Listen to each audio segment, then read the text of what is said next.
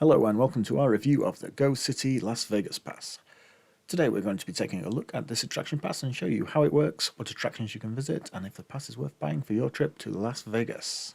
To bring you this review, we headed over to Las Vegas to try out the pass in person and to see if the pass saved us money and actually made the trip better than without. For full disclosure, these passes were provided to us by Go City, but this will not affect our review and it is 100% our own opinion. What is the Go City Las Vegas Pass? For the uninitiated, an attraction pass allows users to visit multiple attractions in the location for one set price. The Go City Las Vegas Pass is one such attraction pass. The Go City Las Vegas Pass comes in various types, including the All-Inclusive Pass and the Explorer Pass. These are very similar but work in slightly different ways. The All-Inclusive Pass is what is known as a day pass. This gives you unlimited access to the attractions listed for a set number of days, 2, 3, 4 or 5 days. So you buy the pass, it is activated at your first attraction, then you have the number of days purchased to use the pass at any number of the attractions on the list. The only limitation is time. Remember, these are calendar days though, not 24-hour periods, so you need to activate the pass in the morning to get the full day's use out of the pass. Remember, these are calendar days, not 24-hour periods, so you need to activate the card in the morning to get the full day's use out of the pass, with the time ticking over to the next day at midnight. These are also consecutive days, so once you started, the clock is ticking on all available days. You can't take a break. For example, activate a 3-day pass on a Monday, and you will have Monday, Tuesday, and until midnight on Wednesday to visit the attractions. With the Go City All-Inclusive Pass, you also get access to premium attractions. This is only on the 3, 4, and 5-day passes, not the 2-day pass. These are high-value attractions worth well over $100 each, but you only get to choose one premium attraction per pass, and then unlimited standard attractions. More on this later. The Explorer Pass works a little differently. This is not limited to days, but instead you choose the number of attractions you want to visit, either 2, 3, 4, 5, 6 or 7 attractions. This works well as you can space the attractions out and you don't have to cram as much in. However, the possible savings are limited as you can only do the number of attractions you buy, whereas with the All-Inclusive Pass you can just pack a lot more in and get better value. But for those looking to just do a few attractions on top of other things, these work really well. There are no premium attractions on the Explorer Pass. What does the Go City Las Vegas Pass cost? Here are the current prices as of July 2023. These prices do change quite a lot, so check the link below so you make sure you're getting the up-to-date pricing. Prices of the pass usually only change as the attraction prices themselves rise, so percentage savings stay roughly the same. These are also base prices, and we have a link below to help you save even more as we have 10 to 15% codes off regularly. Check that link out in the description. Remember, the 3, 4 and 5-day all-inclusive passes do include premium attractions, and it's also worth looking at the pricing of the Explorer Pass. The price difference between the 5, 6 and 7 attraction pass is only $10, meaning you can add an extra attraction to your pass for $10, which is really good value. How does the Go City Las Vegas Pass work? The pass works really simply. It is basically a QR code that can be stored on your phone, in the app, or printed out, and then you just visit the attraction you want to visit, scan the code, and you're in. We'll show you this later as we visit the attractions, but it's a really simple process. It's normally a pretty easy process, and you simply book the attraction you want and then scan the pass when you arrive. There is no need to choose your attractions ahead of time. You simply scan the pass as you get to the attraction and you're in. For the ones that you do need to book, there is some level of planning, as obviously you have chosen which attraction you want simply by through the act of booking that attraction. However, we had no problem booking attractions on the day, and most of the attractions had a QR code where you could book while you were actually at the attraction. Again, we will show you this later. One tip for using the pass is to make sure you take a screenshot of the QR code and send it to the other members in the group, or print them out, or print the QR code out. That way, if you have a technical fault on your phone, you'll still be able to pull up the QR codes and scan to get into the attractions. What attractions are included on the pass? With over 45 attractions included on the pass, there is a lot of choice. Most of Las Vegas's top attractions are included, and there is a wide range of choice, so there is something for most people. There are currently 8 premium attractions. These are available on the 3, the 4 and the 5-day all-inclusive passes, and you can only pick one. There are several high-end shows, a couple of all-day tours to either Bryce Canyon or Grand Canyon. You can jump off the Stratosphere, which is both amazing and terrifying, or our favourite option, the Las Vegas Strip Helicopter Tour. There is also the new wedding vow renewal, which sounds a lot of fun, if a little niche. Picking the right premium attraction is really important, so make sure you spend some time picking the right one. The list of standard attractions is massive and covers some really good attractions. We cover lots of these later, but on top of the attractions we visited, we want to point out a couple of good value attractions. The Rockstar Club tours are really good fun, and we had a blast on our tour last time out, and we got a lot of free drinks. The Mob Museum is a must visit. There are several shows on the pass, and more are being added all the time. The open-top bus tours are a great way to get a first look at the city, but be wary of the traffic. At the minute, they are a good way to sit in stationary traffic for a long time due to construction on the strip. The Explorer Pass list is pretty much the same, but there are some differences. Watch out for low-value items on the Explorer Pass, as using one of your attractions on something that does not cost much is very poor value. Overall, the list of attractions is very good and there's a lot to choose from. Take your time to look through the list and see which attractions appeal to you. Is the Go City Las Vegas Pass worth it? From a financial standpoint, yes. You are almost certain to save a lot of money if you use the pass wisely. We saved over 45% and around $600 between us, and we really didn't try very hard, with lots of non-pass activities involved as well. These savings are not to be sniffed at. Saving money is always great, but even so, a pass is not always for everyone. It really depends on what you want from your trip. Are these attractions the things you want to do on your trip, or are you looking for something different? Many people head to Vegas just to relax by the pool, hit the casino, or just party.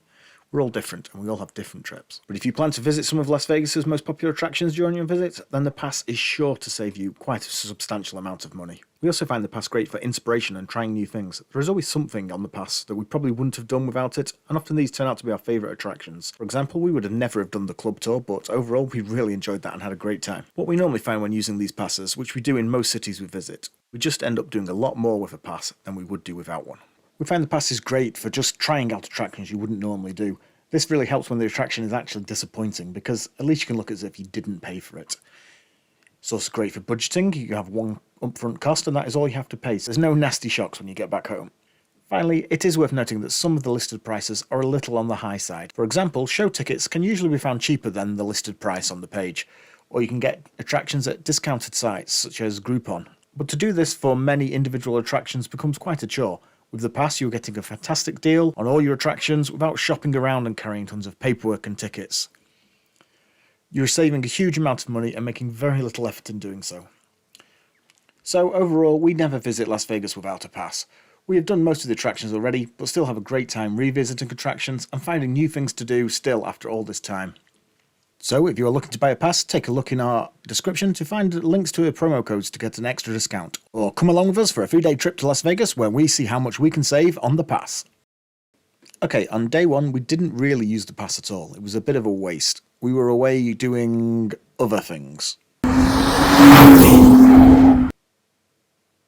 As we were off gallivanting through the desert, we weren't able to use our pass until the evening. This meant we didn't get full use of it. However, we did use it on this day for our premium attraction, which was pretty special. For our premium attraction, we chose the Las Vegas Strip helicopter tour with Maverick helicopters. This really is a once-in-a-lifetime style trip.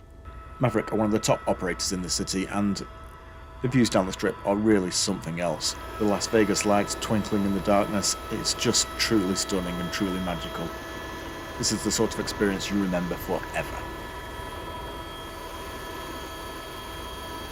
The flight down the strip is fairly short, but you pretty much get to see everything. You fly down one way, past the stratosphere, loop around by downtown, and then back again down the other side, landing at the heliport at Harry Reid Airport. For anyone who has not flown in a helicopter over Las Vegas, this really is a must-see attraction. The Las Vegas Strip helicopter tour does require a same-day booking, but we had absolutely no problem getting that booking.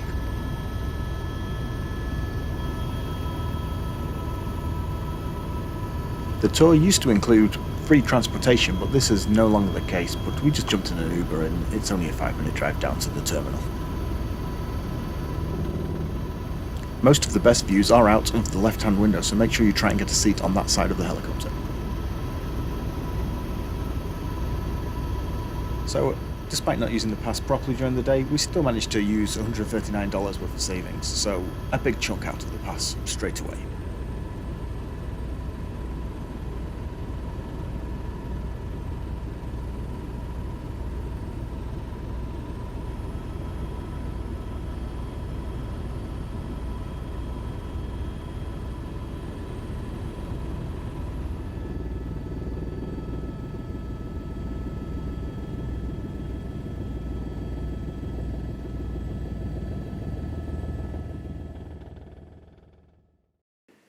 Day 2 was once again a very busy day for us and we didn't get much use of the pass. It was in the evening where we mainly used the pass and we only got 3 attractions in today. If we'd been going all day, we'd have got so much more done. Our first attraction of the day, and attraction 2 overall, was the Illuminarium at Area 15. Area 15 was a new area to us, we hadn't been there yet, and it was interesting to check it out. There are various different attractions available at Area 15, but only one of them is available on the pass, and that is the Illuminarium. We spent a bit of time looking around and checking out the other things, and heading into the Amiga Mart. Then we headed over to the Illuminarium to see what this was all about.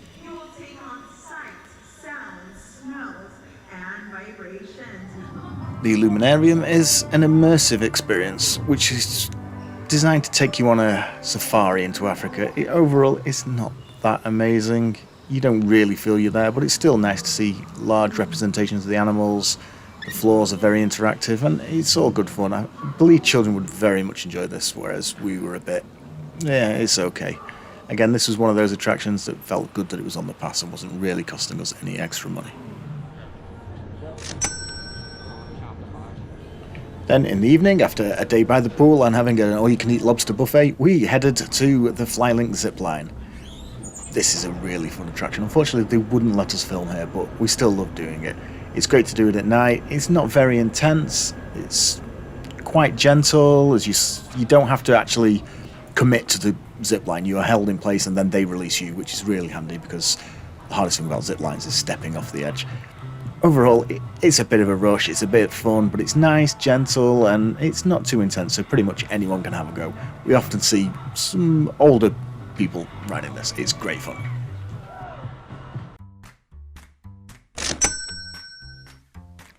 And for the last attraction of the day, we headed up the Eiffel Tower.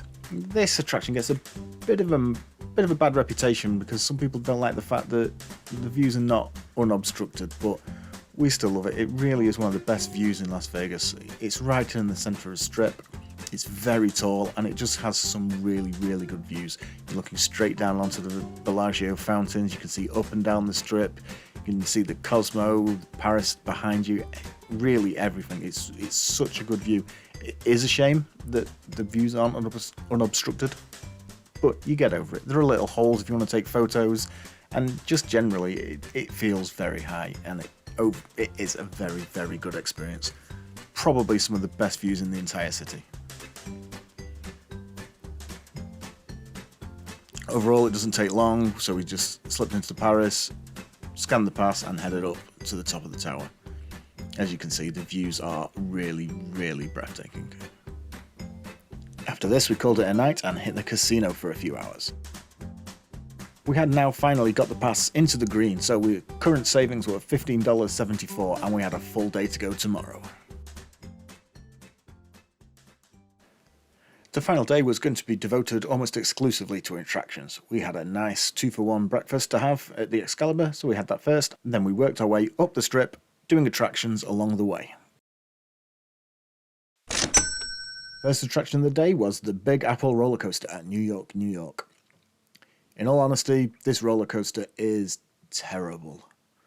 We love coasters, but this one is so bangy. It literally gives you a headache. It's just awful. It's a great track layout, but the execution is just awful. So we're very happy to have this on the pass and not have to pay for what is a really terrible ride. You have to try these things though.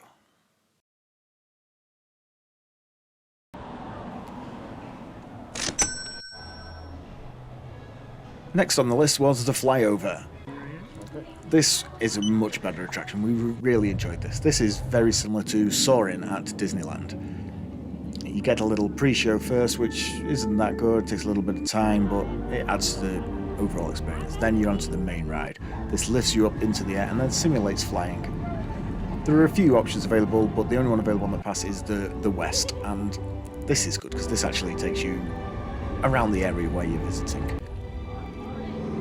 Fly over the Grand Canyon, you get to go to Monument Valley, over Las Vegas itself, and just generally the west coast of the United States.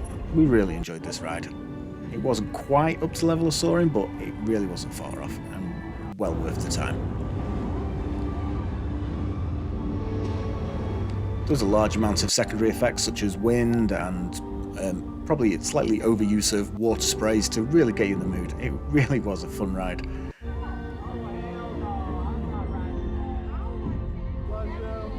The flight down the strip itself wasn't quite as fun as the helicopter ride 2 days before, but it was still a really, really fun experience.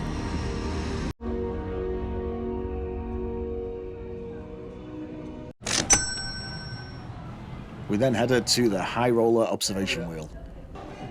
We really like the high roller. It's one of the things we always have to do when we come to Vegas. It's a 30-minute trip in a pod. Because we're going during the day, it was quite quiet. We actually got an entire pod to ourselves, which is really cool. We could just basically wander around and take in the views of the city. If you've got busier times, you tend to get a more full pod. You can go in the evening and go to the open bar. The pass allows you to upgrade to the if you want, but the one that's included free of charge is just the daytime view.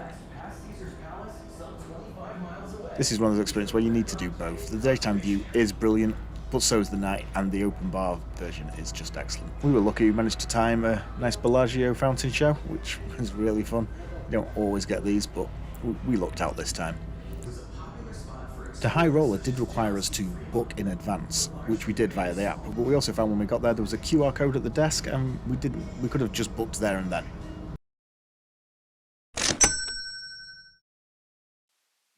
Next on the list was the Real Bodies exhibition at Horseshoe. This used to be Bally's, if you're not aware of that. This is a weird little exhibition. As the name says, these are actually real bodies of real deceased human beings that have been dissected in incredible detail with certain muscle groups and stuff highlighted. It's weird. It's a bit macabre. I'm never really sure how you feel about it, but it's definitely worth doing. But be warned, it's not an attraction for everyone. If you're going to be creeped out by seeing real dead people, avoid this one.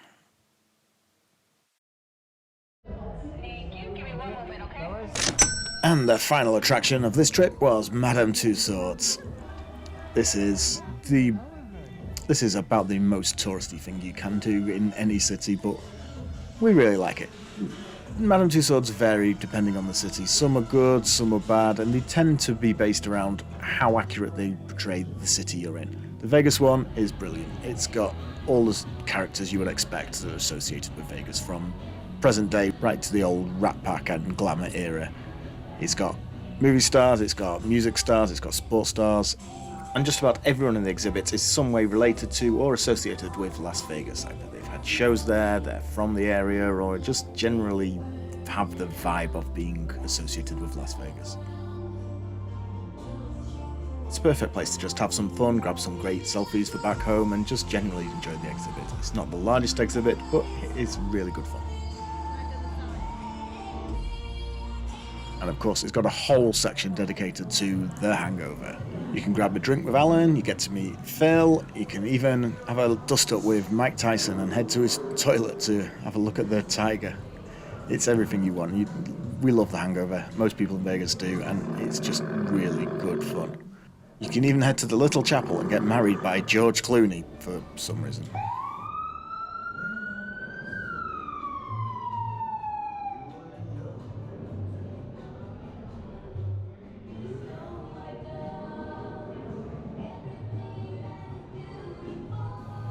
Overall, despite being very, very touristy, it just seems to feel just right, the Las Vegas edition. This was the first one in America, apparently, and it's still a really good attraction.